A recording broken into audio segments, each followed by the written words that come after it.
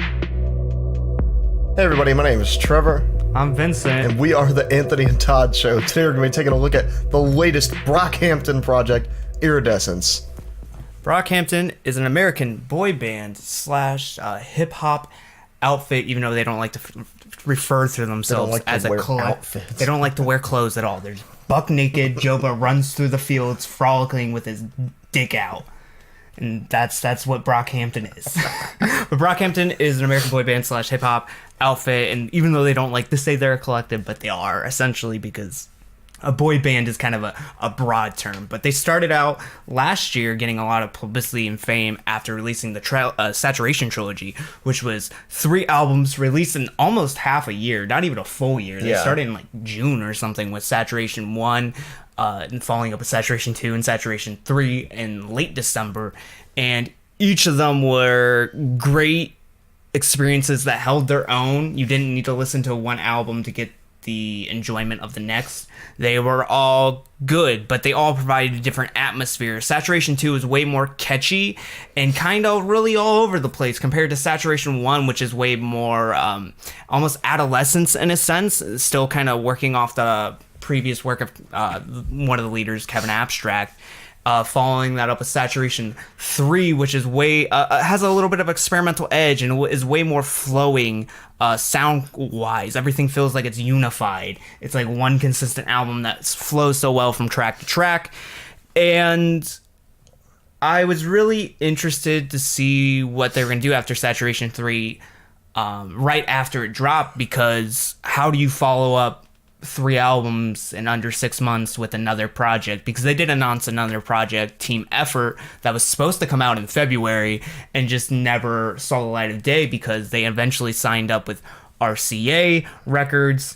Then there is a dispute with member Amir Van, who had basically domestic, not domestic violence. What is it? Was it domestic violence? I can't remember. No, it was... I don't want to make excuses for anything, obviously, because there's no excuses for this kind of behavior. But at some point in Amir Van's life, he treated a relationship like it was crap, and it didn't bear well with fans. There were allegations of sexual assault, which I don't think ever came to light. I don't think anything was ever really... I think, like, once the information got out there, it was classified as, like, not sexual assault, but Amir Van still, like, didn't treat his relationship well. Brockhampton is a very progressive group, and push came to shove, and Amir Van was kicked out or left the group, which left the boy band in kind of a weird place. It left them kind of high and dry for a little bit, having one of their best lyricists immediately gone. And not I don't classify Amir as one of the best lyricists, but I do think he was an edge that they had of personality. He was one of the most harshest members of that group. Yeah. Also, again, going back to his lyricism, I don't think he was the best lyricist. I think he was the best performance-wise. One of the better rappers performance-wise, because he had such great confidence in everything he said. And when you lose an important member like that, regardless of the reasons and why, it's gonna hurt the group. Not because I'm saying Amir should have been in the group or not been in the group. When you lose something like that, things change, and things were already changing to begin with the RCA deal. So it seemed like Brockhampton was going to have to make a good stride and move forward. And members Kevin Abstract, Joba, Marilyn Woods, Matt Champion, Don McLedden, Q3, and Ramnil Hemnai. Hopefully I got everyone. I think I did. And Bareface. Don't forget Bareface. Everyone forgets Bareface. Not anymore. Not after this album. You won't. But I think they all came together and decided that they needed to come back with more. I think it would probably have been a smarter move to kind of take another year off and kind of just build up stuff and maybe work with some new sounds, but they pulled through, and in June they started releasing more singles, with singles such as 1999 Wildfire, 1998 Truman, and I think 1997 Diana. Hopefully I got those years right. Yeah, those are. Right. I have just bad memory. But each of them kind of had twists that would take them into new vibes. 1997 Diana is very similar to Boogie off of Saturation 3, while 1999 Wildfire is very similar to an Outkast track, as people have said, yeah. At least with Kevin Abstract's pitched up vocals.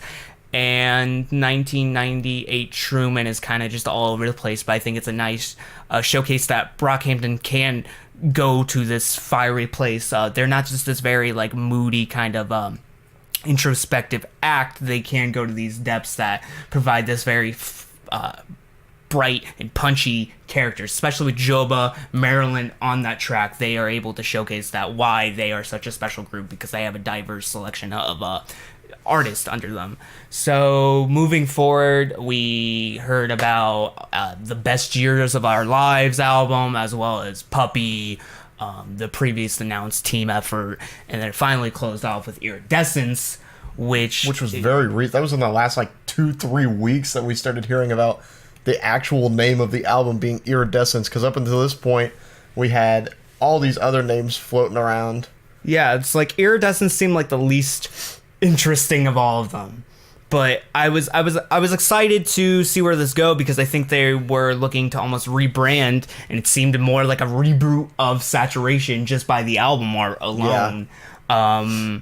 And going to the sound, I do think it's kind of a reboot of the Saturation trilogy, for better or worse. But I do think overall, I was very excited, but also very nervous going to this, because again, we didn't know what to expect. It's also been too much over too little time. I was also unsure of other elements, like how fame and how the fact that this album was also recorded in London would affect this group, and how everyone would be kind of more hopeful in trying to compete with one another.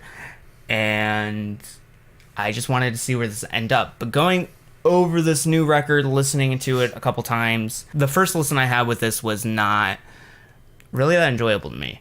I think one of the reasons I have, and I didn't realize that until the second listen, is I was listening to this album on shuffle. I didn't realize it.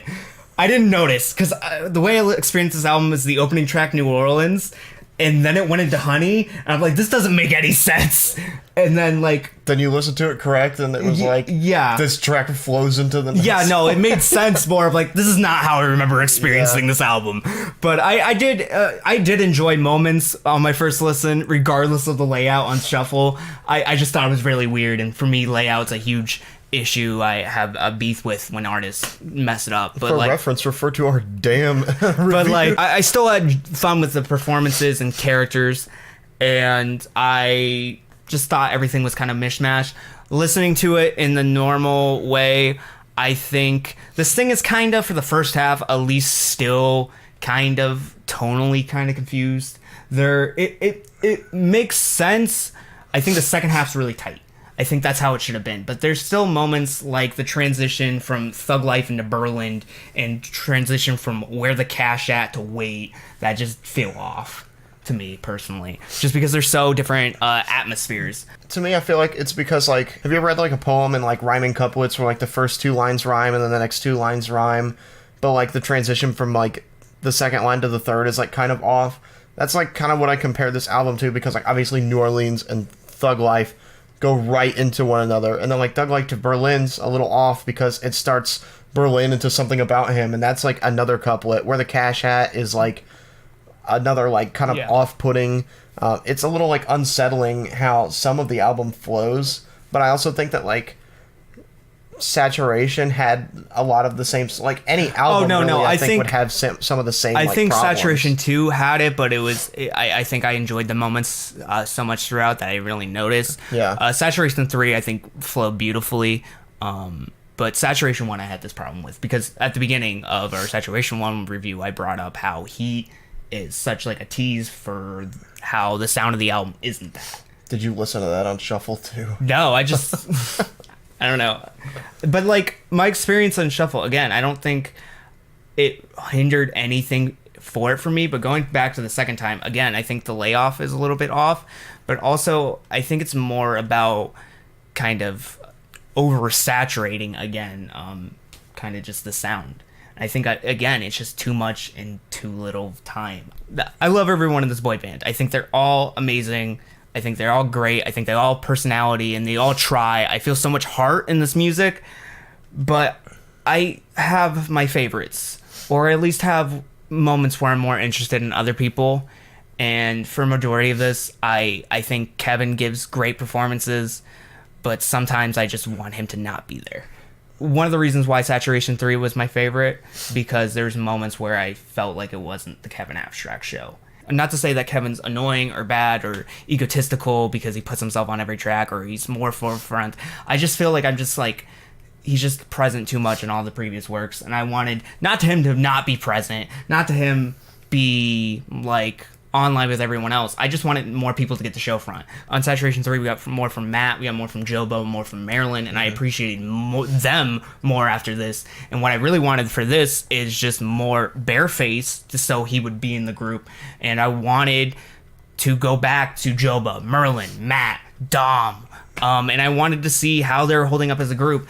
And instead, I feel like a lot of time there's just too much Kevin on this. And not to say his performance is bad. I think this is one of his strongest performances yet, especially in Wait, where he talks about how really reminds me of Ryan Beatty's track Bruise, I think, where he goes back to his high school girlfriend and he talks about how he realized how he came into his sexuality, how he realized his sexuality, how he felt. Yeah. I thought that was just like such a much needed moment of character. But then there's moments like Something About Him, which when I listen to that track, I literally think of a conversation that I had with Trev where one time he told me he had to mute Kevin Abstract on Twitter because he was talking about his boyfriend way too much.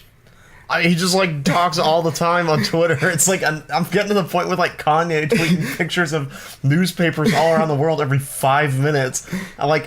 Me and Kanye must have gone to bed at the same time last night because he was tweeting and I went to bed and then he quit tweeting and then I woke up and he started tweeting again. I was like, are you kidding me? But yeah, like I felt like there's a period, especially when they first announced they were a couple, that Kevin Abstract was not shutting the fuck up on social media about his boyfriend. And this just doesn't have any writing credentials to be interesting. And it's not a new sound that we've heard from him. And it isn't something that I feel like deserves to be on this album. It's short, I'll give it credit. It would maybe be a nice little outro if it was part of a pre-established track. But I just feel like as a whole, it just needed to be cut. I feel like it is kind of part of a Berlin. I feel like some of these shorter tracks, I almost feel like are tags or there are some that are definitely interludes. Loophole is definitely an interlude. I view Thug Life as an interlude. I thought I think Thug Life is a tag. Like I feel like Thug Life is a tag, or like you finish New Orleans and then it's like P.S. Thug Life, like Berlin P.S. Something About Him, and like I like that like a little interlude I like that little tag. I think Where the Cash At is like a good interlude as well. Yeah. Something About Him really reminds me of Serpent with Feet track, something that we would have heard earlier this year. I think it's just because it's just like so one-dimensional about love. Which, not to say Serpent with Feet was, but there was moments where it was just very like, I'm focused, I love you forever. We talked about that. I hold on to you, I'm never letting go. I'm gonna extend my jaw because I am a serpent. I also have legs. I don't have legs, I have feet.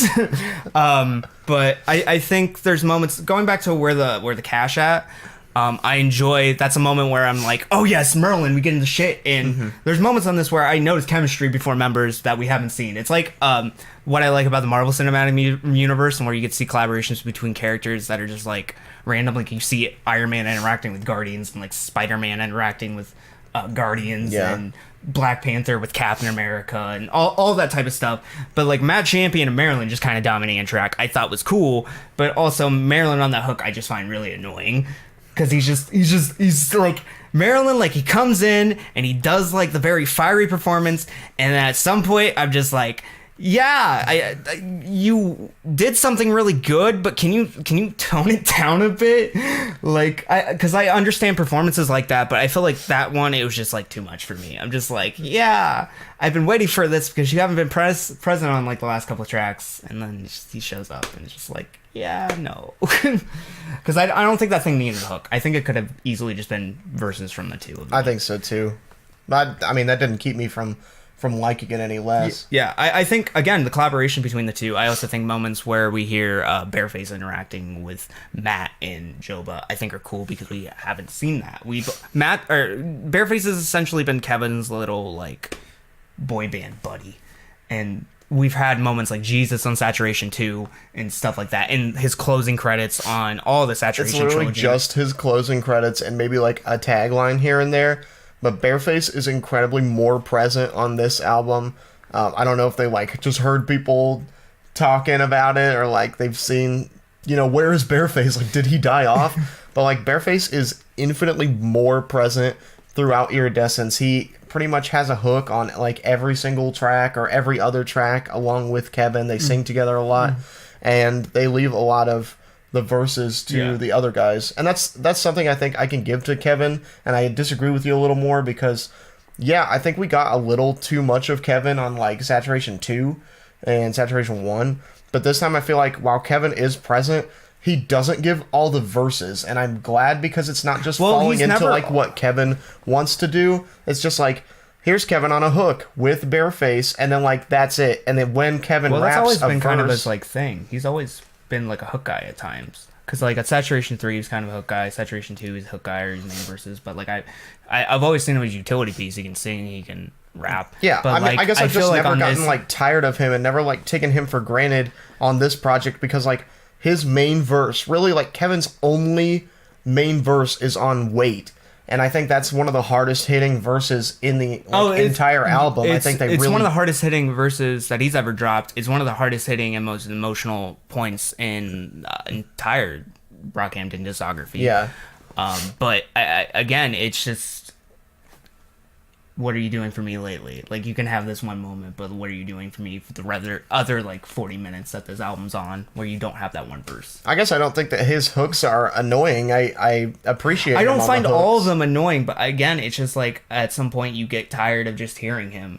After a year of listening to Brockhampton, you want to have different experiences with different characters and have Kevin in these positions. Why can't it be Jobo? Why can't it be Marilyn? Why can't it even be Dom? Like, and I feel like there's moments on this album, while I do like this album, I feel like we get glimpses of past work, and I think Dom's the biggest example on that, because I think Dom, his character on this is not to say he doesn't have his credentials, it just reminds me a lot of Saturation 1.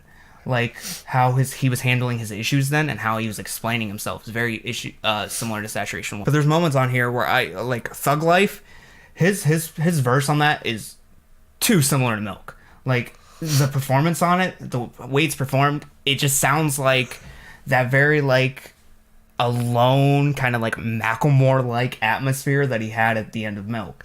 Also, Berlin, he steals the same flow that he had on Nation. It just sounds the same. And like I enjoy his verses on both versions, but again, it just seems like you're just recreating stuff you've already had, which is a reason I find this to kind of be a reboot of the Saturation trilogy. When you look at this, I think not only is Kevin kind of doing the same thing, but I think Matt's kind of been doing the same thing. He seems kind of stagnant on this. There's moments like Tape where he's talking about fame, and it's like one of the most dimensional pieces we've had since like his verse on like Junkie. Yeah. But I think for a lot of times I feel kind of stagnant with him because he's highlighted around people he's always been hiding on. Marilyn and Jobo or Jobo especially was in the kind of in the background behind like the main like four, which was kind of like Kevin, Amir, Dom, Matt, and I feel like the Matt Dom like Kevin relationship, it's just like it feels kind of stagnant, and I just feel like I have just fatigue from this record. And I'm not saying I hate it. I think like the second half going against, once you like start with Tape and you go halfway through Honey, I think after that it's just like a great look at how fame has affected them and where they're going in their future and how each member is. But I feel like again it's just too much and too little for thing, and that's the thing that can change over time. I can love this album 20 years from now, and that's fine. But like again, it's a thing of its times. It's a review of its times, and right now I'm feeling very kind of fatigued with moments of this. But I also enjoy the performances given across. I think there's a great amount of eclectic and strange and very synthetic and saturated even production, even more than the Saturation trilogy. Yeah, just very kind of almost plasticky. Or I don't even very colorful, but like a shade of blue. similar to the album art than anything else. I think it is very bright, it's very punchy. There's moments where it is kind of melodramatic, and moments where it is very head shaking, like Where the Cash At, where people are just able to let their personalities loose regardless of that. I think Joba, Bareface, and Marilyn are some of my favorite moments on here, and I think every time they show up, for the most part, I'm really intrigued in what they're doing. But Matt, Dom, and Kevin are just kind of a bit too stagnant, a bit too much of more of the same. But I think if time goes on, this is a part of another trilogy, the Best Years of Our Lives trilogy, which is supposed to be the album name, but now is the trilogy name. We're supposed to be getting more of these records soon. So as Fabric kind of teased off at the end with this very kind of like spacey, very drum heavy synth beat, I thought was very cool closing, because it reminds me of how the Saturation trilogy ended and began with Heat.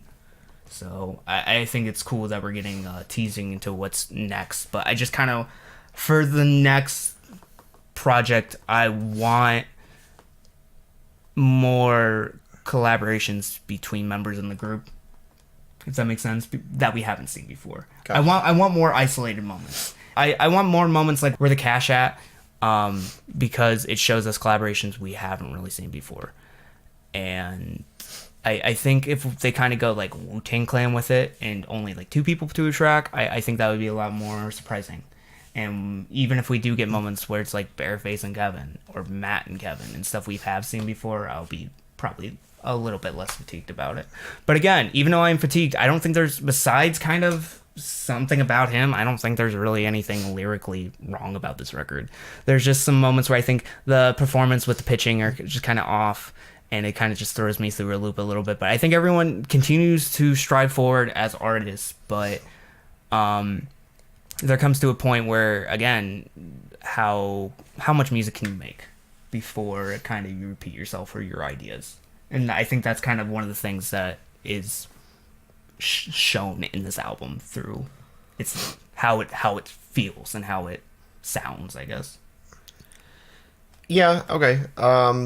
On the contrary, I think this album was really great. I know you say you like didn't hate it and you didn't dislike it. No, I think it's a good album. You think it's a good album? I think it's a good album. I think it has its prestige. They're doing stuff. As much shit as I will sound like I'm giving to this, I love Brockhampton and I love the work they're doing with this record. It's just, as someone who is kind of like a diehard Brockhampton fan, it's just, for me personally, it's underwhelming, but it's underwhelming in their standards. This is not anywhere like on the level of, say, something like A Culture 2. Yeah. Because like that is just bad. That makes me want to pull up my hair. This is my hair. This is more of like, I'm heavily invested in this, and I'm just kind of bummed out that it isn't what I want it to be, or it isn't something kind of new, and it's kind of like a season of a TV show that it's still super solid, but it doesn't cover the arcs that you thought it was going to cover when it had its season finale. On the contrary, as a fellow diehard Brockhampton fan who is also super invested in this album, I think this was the direction that they needed to take. And I think this album makes a lot of sense for the type of music that they were creating. And this was the dose of Brockhampton that I needed in my life. This was the album that I was excited for months and months on end, and it delivered for me. I enjoyed a ton of these performances. In a way, I guess I missed Kevin singing, and I'm glad that Bareface is more just out there in the open. I'm glad that Rommel, somebody nobody talks about, Rommel Hamdani is becoming more of a forefront. Yeah. Like his production on here. Well, he deserves it. Oh yeah. Like watching him scream in the Diana music video, I thought was hilarious. I was like waiting for him to finally get his chance in the spotlight, and just that scream alone was like, this is what I needed. After Amir left, I was super worried about the fate of the group, and after they signed to RCA, I was even more worried about the fate of the group. But then the singles come out, the album comes out. This was what I needed. I think the production takes a whole nother level. It's like the Saturation trilogy. I always consider like the beats that they used were really simple, but they worked out really well and they were fun to listen to every single time. Not just like a simple trap beat, but like because it complemented the emotion that the acts provide. Yeah, regardless of what the emotion was. It wasn't like this production was like super complicated or anything, but like going into this, just seeing that everybody has been working up their chops this whole time, like Tape, where they sample like Radiohead. Yeah, the drum from Videotape. Yeah. Wait, where they have like these violin samples. I thought that was outstanding. We've never seen anything like that from the likes of Brockhampton. San Marcos, is that how you pronounce it? Yeah, San Marcos was I mean, just this like is just very really... the outro is very like Christian rock-esque, but like or very like happy folk-esque, I guess, pop folk type sound. I mean, they're just changing the production. Like, you look at like Boogie, and that beat was banging the entire time, but it was the same loop over and over again until the very end. There's a lot of progression on this album. Yeah, the production progression is outstanding. I love the direction that they're going in. I loved a lot of this introspective, like, we're getting to see how the members are doing, moving on with the fate of Brockhampton after they kind of had like some rocky periods, you know? And we get to see like even more of the backstory of the members, no matter like who they're with. More so, I guess, you maybe focused on collaborations and performance practice. I think I focused more on like the backstory and the introspective character traits that this album brought us, and I enjoyed learning about the members. I enjoyed everybody's performances, and yeah, like there are definitely some similarities. Personally, I didn't like Merlin on Where the Cash At. Like, I thought that was kind of... I liked his verse. Over the top. Yeah. Like, his hook was, like, over the top. I was just like, okay, like, let's kick it down like a notch here. Get you a juice box in the corner. Like, Merlin's in timeout for a second. He's got to calm down. But the rest of this album, I just thought was... it was what I needed. This is what I needed, and I think it was what the group needed. And like you said, this is the new trilogy. Yeah. We're seeing the beginning of a new trilogy. Yeah. And if this is the saturation one, so to speak, of this new trilogy, then I can only see the second and the third progressing on this and just making even better music. Yeah. For Brockhampton standards, even like versus hip hop standards or boy band standards or whatever you want to call it, by music standards alone, this is outstanding. For Brockhampton standards, I still think it's really, really good. Like Saturation 2 level, which I enjoyed it like an infinite amount. I thought that all of the projects this reminds up to this point. I think maybe one of the problems, again, that I have is this reminds me. It doesn't remind me of Saturation 1, but it's very similar how I feel about Saturation 1 because I like it more as time went on. But I think also, as they dropped more stuff, I was enjoying it way more. Saturation 2 I felt was better. Saturation 3 I thought was better, and it was like the steady incline. So I wouldn't be surprised if it continues to expand after this. Also, you can also view this as kind of like they're warming up. So they have a new... Yeah, I feel like they're kind of getting back into practice a little bit. Where, like, you know, I think that, like, Matt, you said, fell a little flat here, and Dom fell a little flat here. But I can only see them, like, getting better with time. As we've seen Matt improve since Saturation 1 a ton. Yeah. How he ate his cereal on the third album. One of the biggest like success like Cinderella stories. I guess. Also, one of my favorite memes that we've like played out is just how much he actually did improve and how much we had to mention it because it was such like a notable thing. How much he did because he was so like not important on Saturation 1. Yeah, and like he's only getting better, but like. The amount of times that we see Matt on here is comparable to like Saturation 1, but I feel like everybody's just kind of getting their bearings again, bringing their chops up, because like after Saturation 3, the group didn't do anything until Wildfire, and then even like after that, we had 2 other singles, and all 3 of those singles sound absolutely nothing like this new project. Yeah. So like I feel like everybody's just kind of getting their sea legs again. But I honestly think that this album is outstanding. I really, really enjoyed it. Yeah, I think it's good. Yeah, I think this is a good out of 10. I enjoy it, but I think as time goes on, if we do get more projects whenever, I think they are probably going to be better than this. Yeah. Because I think it's just more as, maybe it's like a ring rust thing. I don't even know how they develop a ring rust after like 6 months, but like just getting back to the swing of things, especially after tough times can be hard. So maybe pulling forward. Because it seems like whenever Brockhampton has less time, it's the best. So yeah, it seems like they didn't work on this the entire time that they were off. I don't think that they worked on this entire project. Oh no, they most definitely did not. No, because I think the remnants of what was on the original team effort, or Puppy, whatever it's called, before they kicked out Amir, was probably the 1999 Wildfire and 1997 Diana. It was probably that. Yeah. And everything. And, like, what is it, Ready for War? That was also another one. So, like, that was probably scrapped, and that's probably why they released those singles, because they already had them done. Or they were able to take Amir out, and then they dropped this. So, I think it's good. But comparing it to other things I like the them, it's kind of the same. So, gotcha. Yeah. If you want to hear some more of me just kind of being overly emotional about things and complaining a bunch, we have plenty of videos on our YouTube channel where I do that. Pretty much all of our videos on this channel. My favorite's Eminem's Revival, where I get into a seething rant and then cry in the bathtub for 4 hours.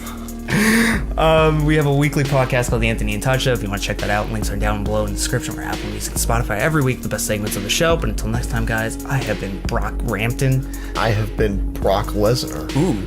And see you, boyos. Bye, everybody.